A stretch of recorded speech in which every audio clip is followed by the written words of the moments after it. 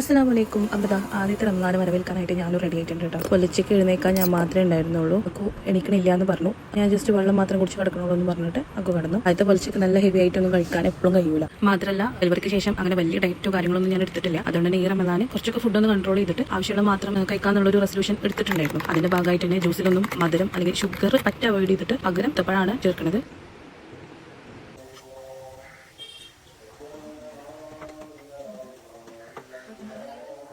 ഇപ്പം താങ്കൾ കേട്ടത് അസർ ബാങ്കാണ്. രാവിലത്തെ നിസ്കാരമൊക്കെ കഴിഞ്ഞ് കടന്ന് പിന്നെ മോനിക്ക് എന്തെങ്കിലും ഭക്ഷണം ഉണ്ടാക്കാൻ വേണ്ടിയിട്ട് എണീക്കും. മോളതുകൊണ്ട് അങ്ങനെ ഒരു ചടങ്ങുണ്ട്. പിന്നെ അതിൻ്റെ ഇടയ്ക്ക് നിസ്കാരം മൂത്ത് അങ്ങനത്തെ കാര്യങ്ങളൊക്കെ നടന്നു പോകും. പിന്നെ ഇതാ ഈ ബാങ്ക് കൊടുക്കുന്ന സമയത്താണ് കേട്ടോ അടുക്കളയിൽ കയറുന്നത്. ഇപ്പോൾ ആദ്യത്തെ നോമ്പിന് 10 പതിവ്. പക്ഷെ ഇന്നിപ്പോൾ തേങ്ങാച്ചോറ് കഴിക്കണം എന്നൊരു പൂതി പറഞ്ഞപ്പോൾ നമ്മൾ തേങ്ങാച്ചോറ് ഉണ്ടാക്കാമെന്ന് വിചാരിച്ചു. അതിലേക്ക് ചിക്കനും അതേപോലെ ഇന്ന് കട്ട്ലേറ്റ് ഉണ്ടാക്കുന്നുണ്ട്. കട്ട്ലേറ്റും കൂടി ഉള്ളി വേണം. അപ്പോൾ എല്ലാത്തിനും കൂടി ഉള്ള ഉള്ളി ഒരുമിച്ച് അരിഞ്ഞിട്ട് ഒരുമിച്ച് നമ്മൾ മസാല കൂട്ടാണ്. ഉള്ളി, ഇഞ്ചി, വെളുത്തുള്ളി, അതേപോലെ തക്കാളി പേസ്റ്റ് ഇത് മൂന്ന് മിക്സ് ചെയ്ത് കഴിഞ്ഞിട്ട് പിന്നെ മസാലപ്പൊടികൾ സെപ്പറേറ്റ് ആണ് ചേർക്കുന്നത്. അതിന് വേണ്ടിയിട്ട് 2 പാത്രത്തിലാക്കും. കറിക്ക് ഞാൻ എല്ലാ മസാല ചേർക്കുന്നുണ്ട്. പക്ഷേ കട്ട്ലേറ്റിൽ ഉണ്ടാക്കുമ്പോൾ മഞ്ഞപ്പൊടി, മുളകും പൊടിയും പിന്നെ കുറച്ച് ഗരം മസാലപ്പൊടി, വളരെ കുറച്ച് മാത്രം കുരുമുളക് പൊടിയും ചേർക്കുന്നുള്ളൂ. ഗരം മസാലയും കുരുമുളക് പൊടിയും ഇപ്പം ഞാൻ നേരത്തെ കാണിച്ചു തന്നില്ലേ കുപ്പിയിൽ, അതേപോലെ കുപ്പിയിലാക്കിയിട്ട് ഫ്രിഡ്ജിൽ സ്റ്റോർ ചെയ്യുക ചെയ്യണം. ബൾക്കായിട്ടൊക്കെ ഉണ്ടാക്കുമ്പോൾ പൂപ്പൽ വരാൻ ചാൻസ് ഉള്ളതുകൊണ്ടാണ് അങ്ങനെ ഫ്രിഡ്ജിൽ സ്റ്റോർ ചെയ്യുന്നത്. കറിക്ക് പിന്നെ ഒരു തക്കാളി അരിഞ്ഞിട്ട് ചിക്കനും കൂടി ഇട്ട് മാറ്റി വെച്ചു. കട്ട്ലേറ്റ് കിഴങ്ങും അതേപോലെ ചിക്കൻ ഒന്ന് മിക്സിയിൽ ക്രഷ് ചെയ്തും ഇട്ടിട്ട് ചൂടാറാൻ വെച്ചു. കുക്കറിൽ തേങ്ങാച്ചോറ് വിസിലടിക്കുന്നുണ്ട്. ഇനിയിപ്പോൾ കട്ട്ലേറ്റ് ഉണ്ടാക്കുന്ന പണിയാണുള്ളത്. കട്ട്ലേറ്റിന്റെ മാവ് ഞാൻ ഷേപ്പ് ചെയ്യുന്നതിന് മുന്നേ കുറച്ച് ബ്രെഡ് ക്രംസ് അതിലിടും. പക്ഷേ ബ്രെഡ് ക്രംസ് പച്ചയാക്കിയിട്ട് ഇടൂല. ആ ബ്രെഡിന്റെ പൊടി വറുത്തിട്ട് അതാണ് ഞാൻ അതിലേക്ക് മിക്സ് ചെയ്യുക. അതെന്തിനാ അങ്ങനെ മിക്സ് ചെയ്യണമെന്ന് വിചാരിച്ചാൽ ഒന്ന് ബ്രെഡിലുള്ള വെള്ളത്തിന്റെ ഒരു അളവില്ലായിരിക്കാനും പിന്നെ ബ്രെഡിന് ഒരു ഒട്ടൽ ഉണ്ടാവില്ല. ആ ഒട്ടലും ഉണ്ടാവില്ല. ബ്രെഡിന്റെ ഒരു ചൊവ്വ കട്ട്ലേറ്റിൽ ഇങ്ങനെ കുത്തി നിൽക്കൂല. പിന്നെ ബ്രെഡ് പൊടി വറുത്ത് ചേർക്കുന്നതുകൊണ്ട് തന്നെ കട്ട്ലേറ്റ് പെട്ടെന്ന് കേടുവന്ന് പോകില്ല. അതേപോലെ തന്നെ മാവിലുള്ള എക്സസ് ആയിട്ടുള്ള വെള്ളം ഇത് വലിച്ചെടുത്തിട്ട്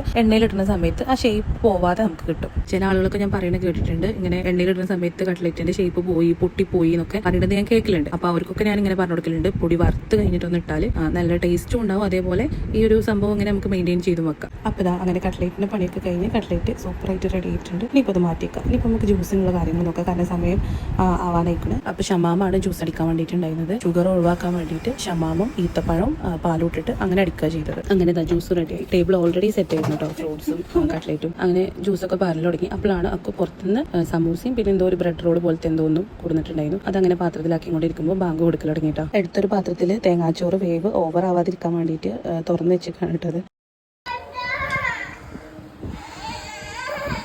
ഒരു കാര്യമില്ലെങ്കിലും ഇപ്പം ഈ കേട്ട ബാക്ക്ഗ്രൗണ്ട് സൗണ്ട് ഉണ്ടല്ലോ, അത് ചെറിയ മക്കളിലെ എല്ലാ ഉമ്മമാർക്കും നോമ്പ് തുറക്കുന്ന സമയത്ത് അല്ലെങ്കിൽ പ്രധാനപ്പെട്ട എല്ലാ സമയത്തും കേട്ടുകൊണ്ടേ ഇരിക്കേണ്ടി വരും കേട്ടോ. അങ്ങനെ ഈ കൊല്ലത്തെ ആദ്യത്തെ റമദാനിലെ നോമ്പ് തുറവി കഴിഞ്ഞു കേട്ടോ. എല്ലാ പ്രാവശ്യവും ഒരു പ്രാർത്ഥന തന്നെ ഉണ്ടാവുള്ളൂ. ഈ കൊല്ലത്തെ 30 നോമ്പും നോക്കാൻ കഴിയണം. അതേപോലെ തന്നെ എനിക്കും എൻ്റെ കുടുംബത്തിനും ആയുസ്സും ആരോഗ്യത്തോടെ ഇനി വരുന്ന റമദാനും പങ്കെടുക്കാൻ പറ്റണം. അതിൽ ചെറിയ ചെറിയ ടിപ്സ് ഒക്കെ നിങ്ങൾക്ക് ഇഷ്ടമായി എന്ന് വിചാരിക്കണം. അതേപോലെ വീഡിയോ ഇഷ്ടമായിക്കണമെങ്കിൽ ചാനൽ സബ്സ്ക്രൈബ് ചെയ്യാനും വീഡിയോ ലൈക്ക് ചെയ്യാനും മറക്കരുത്.